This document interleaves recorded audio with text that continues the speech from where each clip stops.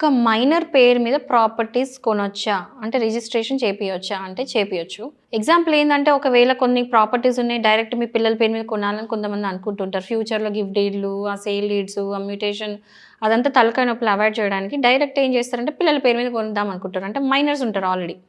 So, miners పేరు మీద registration చేయించొచ్చు. దాంట్లో ఏంటంటే జనరల్ ఏందంటే గార్డియన్ నేమ్స్ అవన్నీ గూడా ఆటోమేటిక్‌గా సేల్ డీడ్‌లో క్లియర్‌గా క్లాజెస్ అని మెన్షన్ చేసుంటాయి. సో, దీంట్లో ఏంటంటే ఎవరైతే మైనర్ ఉన్నారో అంటే దాని మీద హక్కులు ఓన్లీ మేజర్ అయిన తర్వాత మాత్రమే క్లెయిమ్ చేసుకోవచ్చు. ఎగ్జాంపుల్ అమ్మడమో, లేతే ఆస్తి మార్చడమో, వేరే పేరు మీద మార్చడమో ఏదైనా సరే మేజర్ అయిన తర్వాతనే చేయొచ్చు. సో, దీనికేంటంటే గార్డియన్ న్యాచురల్లీ ఫాదర్ అయితారు. ఏదైనా ప్రాపర్టీ కొంటే మైనర్ పేరు మీద బై డిఫాల్ట్ దానికి గార్డియన్ ఫాదర్ అయితారు. ఒకవేళ ఫాదర్ చనిపోతే మదర్ అయితారు. లేదు మదరు, ఫాదర్ ఇద్దరు కొట్లాడుకుంటే మాత్రం అలాంటి సందర్భంలో కోర్ట్ పర్మిషన్ తీసుకోవాల్సి ఉంటుంది. కోర్ట్ డిక్లేర్ చేస్తది.